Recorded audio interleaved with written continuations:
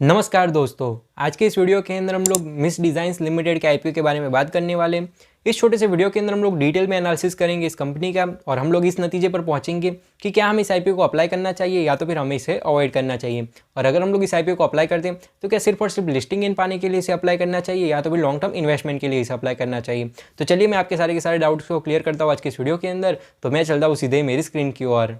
अगर हम लोग बात करें कंपनी की तो कंपनी इनकॉर्पोरेट हुई थी 2017 के अंदर। Miss Design is engaged in the business in the processing of fabric into garments under the brand names Miss and Curves by Miss in India. तो बेसिकली ये लोग जो है यहाँ पर कपड़े वगैरह बनाते हैं, उसके अंदर भी जो वुमेंस के कपड़े होते हैं स्पेशली वुमेंस वेयर बनाते हैं, जैसे कि ट्राउज़र हो गया, यहाँ पर टॉप्स वगैरह हो गए, टी शर्ट्स हो गई, प्लाजा हो गए। तो इस तरीके की चीज़ों का ये लोग मैन्युफैक्चरिंग एंड सेलिंग का बिजनेस करते हैं। और यूएई यानी कि जो दुबई है, यूनाइटेड अरब एमिरेट्स, तो वहाँ पर भी ये लोग अपना माल एक्सपोर्ट करते हैं, फॉरेन के अंदर भी अपनी चीज़ें बेचते हैं। तो ये भी एक अच्छी चीज़ देखने को मिल रही है। तो चलिए अब हम लोग बात कर लेते हैं आईपीओ के इंपॉर्टेंट डेट्स और डिटेल की। तो आज 31 अक्टूबर के दिन ये आईपीओ ओपन हुआ है, वही 2 नवंबर के दिन ये आईपीओ यहाँ पर क्लोज हो जाएगा। अगर मैं बात करूँ प्राइस बैंड की तो 122 रुपीज़ पर शेयर का यहाँ पर प्राइस बैंड रखा गया है। वहीं 1000 लॉट का यहाँ पर 1000 शेयर्स का यहाँ पर एक लॉट रहेगा। वहीं अगर मैं बात करूँ टोटल इशू की तो 9,76,00,000 का टोटल इशू है और जितना इशू है वो सारा का सारा यहाँ पर फ्रेश इशू है। तो ये भी एक अच्छी चीज़ हमें देखने को मिल रही है। अगर मैं बात करूँ कैटेगरी वाइज लॉट साइज की और इन्वेस्टमेंट अमाउंट की तो रिटेल कैटेगरी के अंदर आप लोग मिनिमम और मैक्सिमम एक लॉट के लिए ही अप्लाई कर सकते हो, जिसके अंदर आपको 1000 शेयर्स मिलेंगे और जो आपकी इन्वेस्टमेंट है वो यहाँ पर 1,22,000 रुपीज़ की हो जाएगी। वही एचएनआई कैटेगरी के अंदर मिनिमम आपको 2 लॉट के लिए अप्लाई करना पड़ेगा, जहाँ पर आपको 2000 शेयर्स मिलेंगे और जो आपकी इन्वेस्टमेंट है वो यहाँ पर 2,44,000 की हो जाएगी। अगर हम लोग बात करें प्रमोटर होल्डिंग के ट्रेंड की तो इस आईपीओ से पहले कंपनी के प्रमोटर के पास में 95% स्टेक था, जो कि इस आईपीओ के बाद में घटकर यहाँ पर 68% हो जाएगा। तो आईपीओ के बाद में कंपनी के प्रमोटर का जो स्टेक है वो काफ़ी ज़्यादा कम हो जाएगा। लेकिन यहाँ पर एक अच्छी चीज़ ये है कि भाई जो प्रमोटर का स्टेक है वो काफ़ी कम हो जाएगा, प्लस जो आईपीओ की साइज़ है वो काफ़ी छोटी है। मतलब कि जो कंपनी की ओवरऑल मार्केट कैप है वो भी काफ़ी ज़्यादा छोटी है। प्लस आपने अगर एक और चीज़ को नोटिस किया हो तो कंपनी के प्रमोटर के पास में 95% स्टेक था, जो कि इस आईपीओ के बाद में घटकर 68% हो जाएगा। तो जो बाकी का 5% है वो दूसरे इन्वेस्टर्स के पास में, मतलब आप समझ रहे हो कि जो कंपनी के प्रमोटर है, जिन लोगों ने इस कंपनी को बनाया, जो लोग कंपनी के मालिक हैं, उनके अलावा भी दूसरों लोगों के 5% स्टेक है। मतलब कि पहले इन लोगों ने कोई फंडिंग का राउंड किया होगा और स्टार्टअप के तौर पर इन लोगों ने पैसे उठाए होंगे और अपनी इक्विटी दी होगी।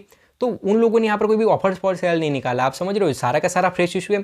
तो मतलब कि जिन लोगों ने पहले इन्वेस्ट किया था वो लोगों को अभी भी इस कंपनी के अंदर इंटरेस्ट है और इस कंपनी के ऊपर उन लोगों को ट्रस्ट है, इसी के चलते वो लोग अभी भी इन्वेस्टेड है। तो वो भी एक पॉजिटिव चीज़ हमें देखने को मिल रही है।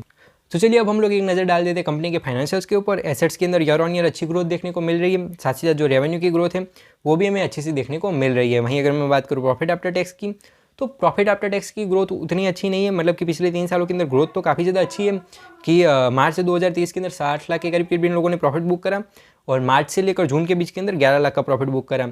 तो कंपैरेटिवली ग्रोथ अच्छी है, लेकिन कोई उतने बड़े प्रॉफिट लेकर नहीं आ रहे। लेकिन कंपनी की साइज़ के हिसाब से ठीक है, तो कोई दिक्कत वाली बात यहाँ पर नहीं है। वहीं नेटवर्थ की, रिजर्व्स एंड सरप्लस की, इसकी ग्रोथ भी हमें काफ़ी ज़्यादा अच्छी देखने को मिल रही है। वहीं अगर मैं बात करूँ बोरोइंग की तो ये लोगों ने पिछले कुछ क्वार्टर से यहाँ पर बोरोइंग को धीरे धीरे कम करने की कोशिश की है, तो भी एक अच्छी चीज़ हमें देखने को मिल रही है। अगर मैं बात करूँ की परफॉर्मेंस इंडिकेटर की या तो फिर की मैट्रिक्स की तो इस आईपीओ के अंदर जो कंपनी का पीई रेशियो है वो 21 का निकल कर आ रहा है। मतलब कि हम कंपनी हमें काफ़ी ज़्यादा अंडर वैल्यूड देखने को मिल रही है। जब मैं आगे पेयर कंपैरिजन करूँगा तब आप इसकी वैल्यूएशन को समझ पाओगे। अगर मैं बात करूँ इन लोगों के रिटर्न ऑन इक्विटी की तो 44% का इन लोगों का रिटर्न ऑन इक्विटी है, जो कि काफ़ी ज़्यादा अच्छा देखने को मिल रहा है। वहीं अगर मैं बात करूँ रिटर्न ऑन कैपिटल एम्प्लॉयड की तो 22% का इन लोगों का रिटर्न ऑन कैपिटल एम्प्लॉयड है। मतलब कि ये लोग जो पैसा अपने धंधे के अंदर लगा रहे हैं उसके ऊपर भी अच्छा रिटर्न ला कर दे रहे हैं।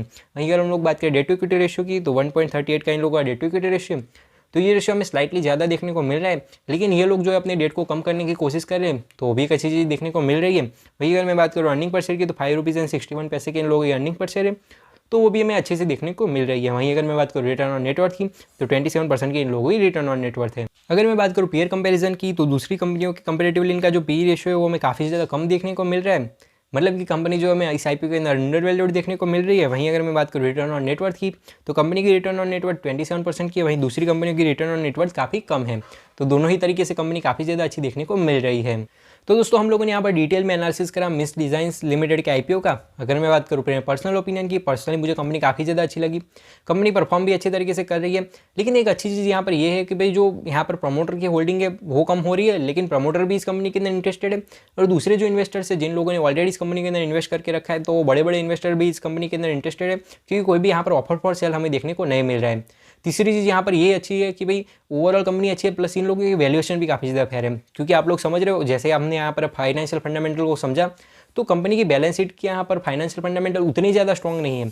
कंपनी अच्छी है, कंपनी धीरे धीरे डेट भी कम कर रही है, कंपनी का धीरे धीरे प्रॉफिट भी बढ़ रहा है, लेकिन कोई एक्सपोनेंशियल ग्रोथ नहीं है, या तो फिर कोई ऐसे बड़े नंबर देखने को नहीं मिल रहे, प्लस कंपनी के पास में ज़्यादा कुछ एसेट भी नहीं है। तो उस हिसाब से कंपनी के जो प्रमोटर है उन्होंने काफ़ी ज़्यादा सोच समझ कर कंपनी की वैल्यूएशन निकाली है, और इतने कम पी के ऊपर, मतलब कि इतने अंडर वैल्यूड के ये लोग आ रहे हैं इस आईपीओ के अंदर, तो भी काफ़ी ज़्यादा अच्छी चीज़ हमें देखने को मिली। और अगर बात की जाए लॉन्ग टर्म की, तो नो डाउट आप इस कंपनी के बारे में लॉन्ग टर्म के लिए भी सोच सकते हो। और अगर बात की जाए लिस्टिंग इनकी, तो इसके लिए आपको आखिरी दिन के जीएमपी और सब्सिक्वेंट स्टेटस का वेट करना चाहिए, जिसके चलते आप लोग बेहतरीन डिसीजन ले पाओ। तो बस यही कुछ बातें थी जो मुझे इस वीडियो के अंदर रखनी थी। आई होप कि आपको ये वीडियो अच्छा लगा होगा। अगर वीडियो अच्छा लगा तो प्लीज़ लाइक करें, कमेंट करें, शेयर करें, और अगर चैनल पर नए तो सब्सक्राइब करके ऑल के नोटिफिकेशन बेल को ऑन करना ना भूले। मैं मिलता हूं आपको ऐसे वीडियोस के साथ, तब तक के लिए बाय बाय, जय हिंद, वंदे मातरम।